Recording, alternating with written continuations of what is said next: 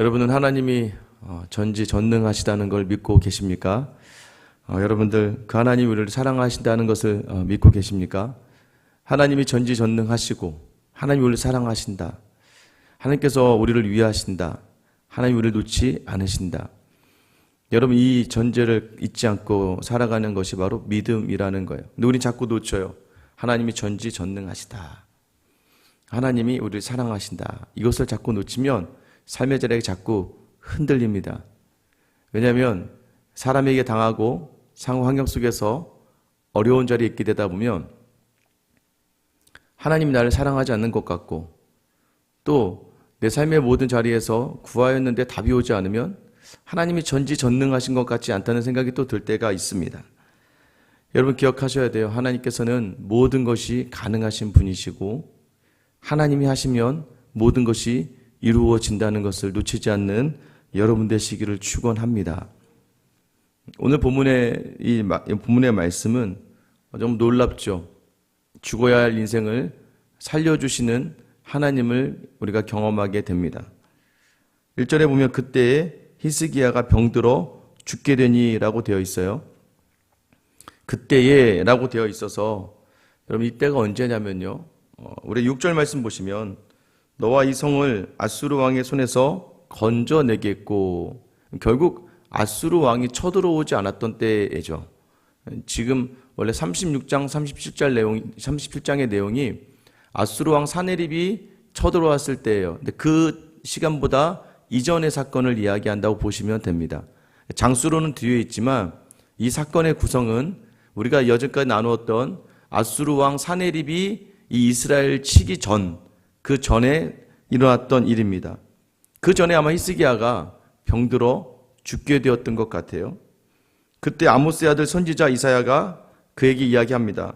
너 이제 네 집에 유언하라. 네가 죽고 살지 못하리라. 여러분 그래도 이것도 되게 복되지 않습니까?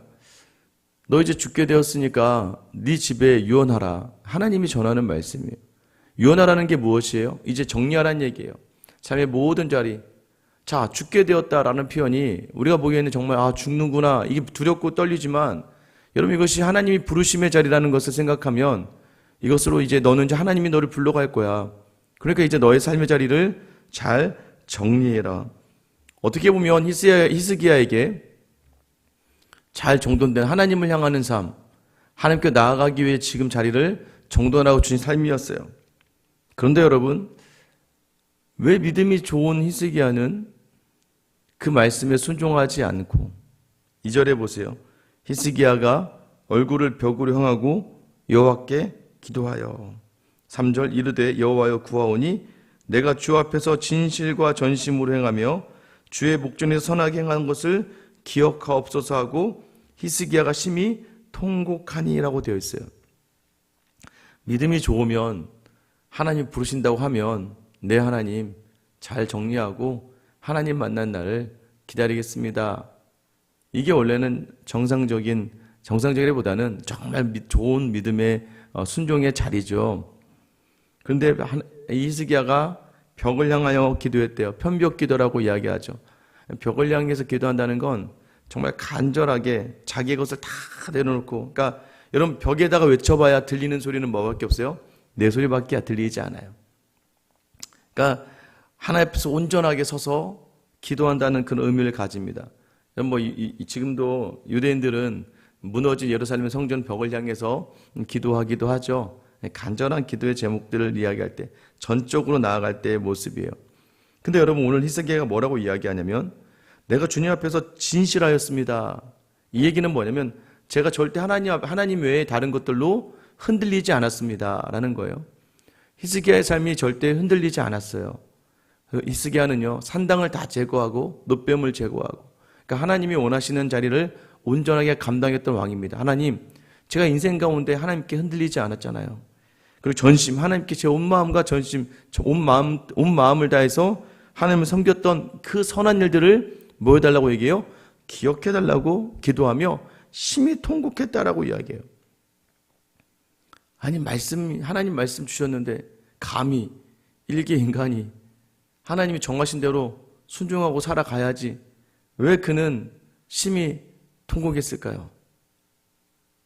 여러분, 왜 히스기야는 하나님의 명령대로 행하지 않았을까요?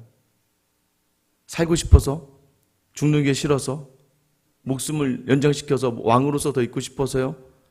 여러분, 그 해답이 바로 4절 5절에 있습니다. 4절 말씀. 이에 여호와의 말씀이 이사야에게 임하여 이르시되 너는 가서 히스기야에게 이르기를 네 조상 다윗의 하나님 여호와께서 이같이 말씀하시기를 내가 네 기도를 들었고 네 눈물을 보았노라. 내가 네 수완에 15년을 더하고 너와 이 성을 아수르 왕의 손에서 건져내겠고 내가 또 이 성을 보호하리라. 히스기야의 기도를 하나님이 들으셨대요. 그리고 너를 15년을 더 살게 해줄 거고 아수르 왕이 널 쳐들어올 거야, 그 사이에. 그러니까 아수르 왕에서도 내가 너를 보호할 거고 건져낼 거고 또 이 성 예루살렘 성을 내가 보호해 줄게 라고 이야기하세요. 우리가 기도를 벽을 향해서 하고 막 통곡하면서 기도하면 하나님이 생명도 살려주시는구나. 여러분, 그래서 우리는 내 뜻에 맞지 않는 게 있을 때마다 심지어는 목숨까지도 벽을 향해서 간절한 마음 담아서 기도하면 하나님의 생각과 마음을 바꿀 수 있는 놀라운 성도들이 되는 걸까요? 그게 아니에요. 왜 히스기야가 통곡을 하게 되었느냐? 여러분, 오늘 5절 말씀에 네 조상 다윗의 하나님 여호와께서 이같이 말씀하셨다라고 이야기해요. 어제에 이어서 또 등장하는 인물이 바로 다윗입니다. 내가 다윗의 하나님이다. 여러분, 지금 히스기야가 이 기도한 기도는요, 단순히 자기 생명 하나 살려달라고 기도한 기도가 아니에요. 어떤 기도일까요? 하나님께서는 우리 조상 다윗에게 약속하시지 않으셨습니까? 뭘 약속하셨어요? 유다의 모든 자손들은 다윗의 가문으로 세우신다고 하지 않았습니까? 그러면요, 지금 히스기야에게는 아들이 없습니다.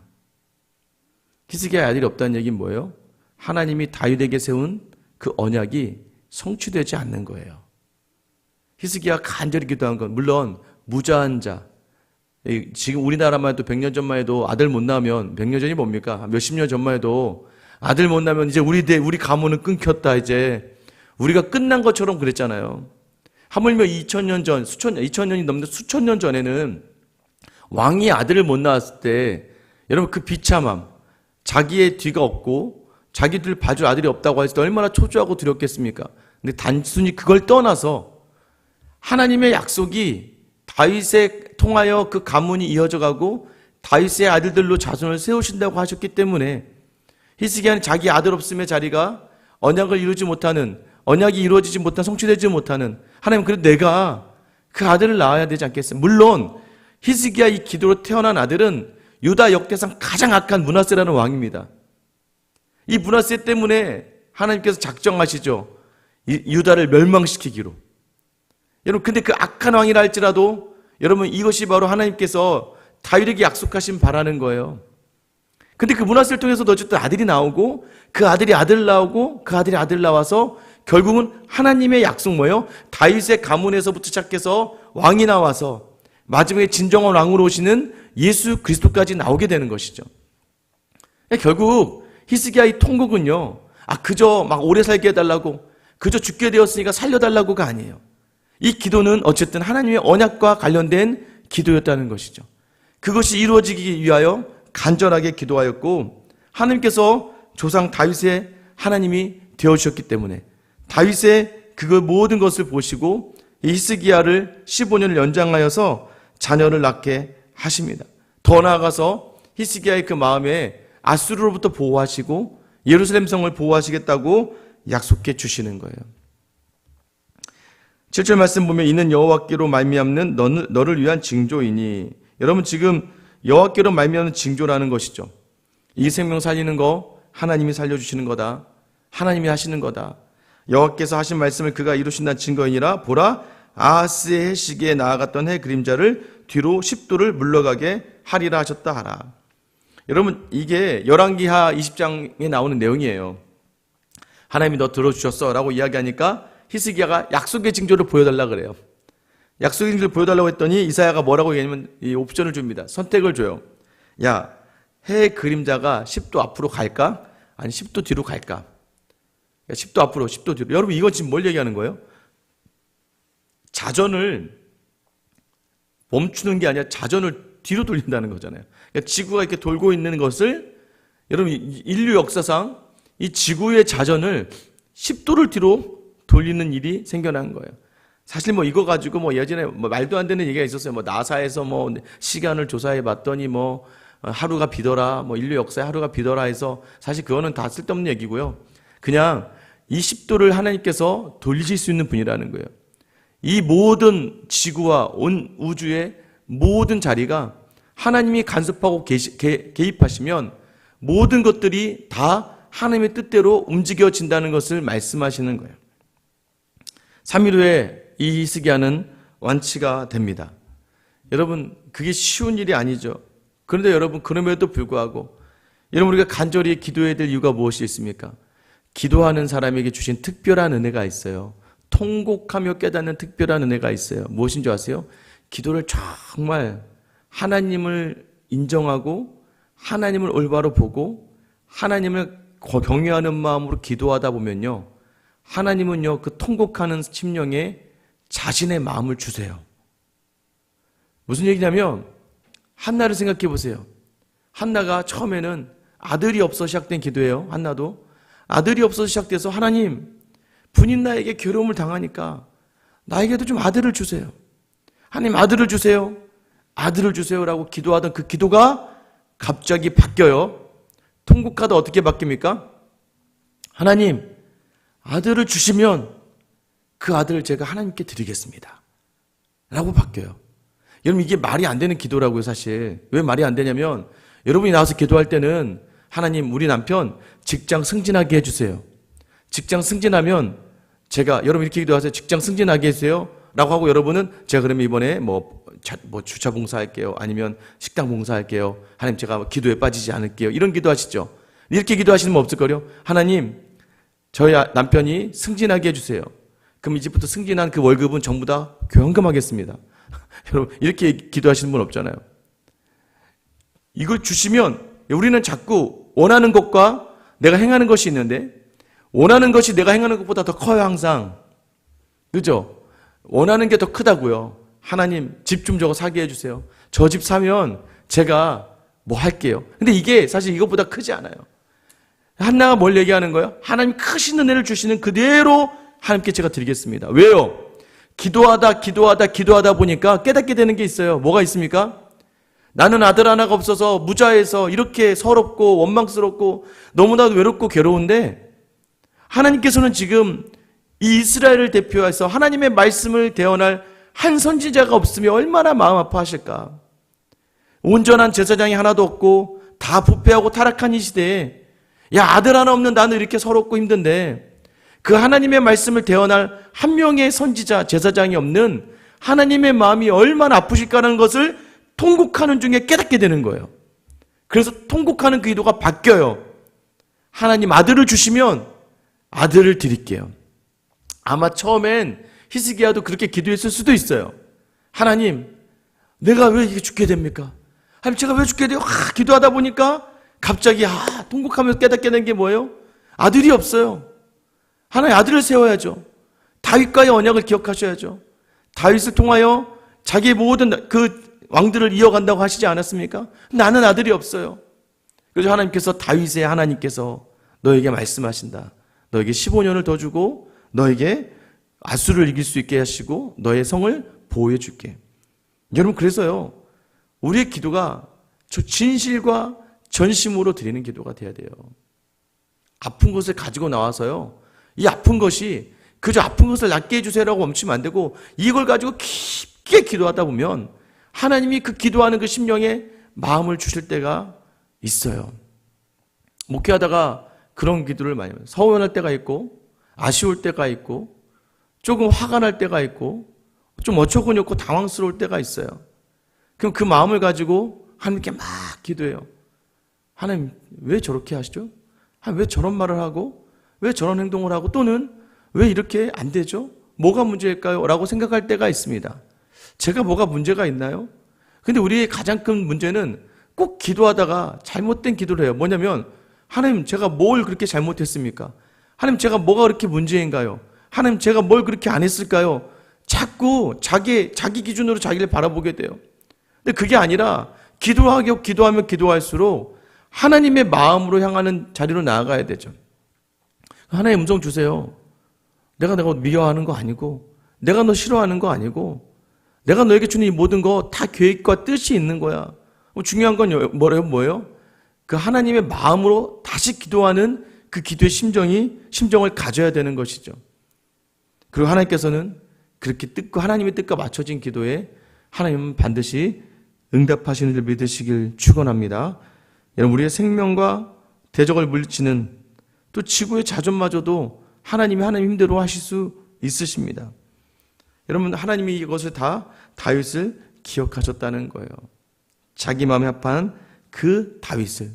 그래서 우리 여전히 오늘도 하나님 마음에 합한 자로 서 나가야 되는 이유가, 언젠가 후에 우리의 자녀와 우리의 후손이 그 기도할 때, 간절히 자기의 생명을 놓고 기도할 때에 하나님이 우리와의 약속, 우리가 향한 모든 자리들을 기억하며 그 모든 복을 우리의 자녀와 우리 후손들, 우리 교회에 주시지 않겠습니까? 여러분들, 우리가 간절히 기도해야 될 이유가 바로 이거예요. 기도하면 살려주시는 거예요. 간절히 하나님께 통곡하고 하나님 마음으로 향하면 하나님 그 마음에 합한 자가 되어서 하나님께서 그 모든 일을 동일하게 다시 우리에게 부어주실 줄 믿습니다. 오늘 기도하면서 다시 한번 생명을 경험하는, 그 살리시고 인도하시고 복주시는 하나님을 경험하는 저 여러분의 하루가 되시길 예수님의 이름으로 축원합니다. 기도하겠습니다. 하나님, 히스기야가 자기 생명을 걸고 기도합니다. 하나님, 우리에게도 그럴 만한 기도의 제목이 있다면 오늘 간절한 기도 가운데, 통곡하며 나아가는 가운데 하나님의 마음을 담을 수 있게 하시고, 하나님의 마음을 담아 하나님의 뜻에 선 사람들의 모든 기도의 제목을 응답하시고 이루어 주시는 하나님을 온전히 경험하는 귀하고 복된 오늘 기도의 시간이 되게 하여 주시옵소서. 아버지 하나님, 우리가 하나님의 뜻을 온전히 바라보기를 원합니다. 하나님, 우리가 하나님의 일을 경험하기를 원합니다. 주여, 살리시는 하나님, 기도하면 살아나게 하실 줄 믿사오니 간절한 기도로, 생명을 낳는 기도로 주께 나아갈 수 있는 우리 모든 성도들의 기도가 다 되게 하여 주시옵소서. 그래야 이루시는 하나님을 고백하고 하나님을 자랑하는 자리, 기도의 첫 자리는 영광과 존귀와 권세가 있으신 하나님 앞에 겸손하게 서는 것임을 기억하며 나아가는 복된 하루 되게 하여 주시옵소서. 이 모든 것 이루실 예수님의 이름 받들어 기도드립니다. 아멘. 여러분, 다시 한번 기도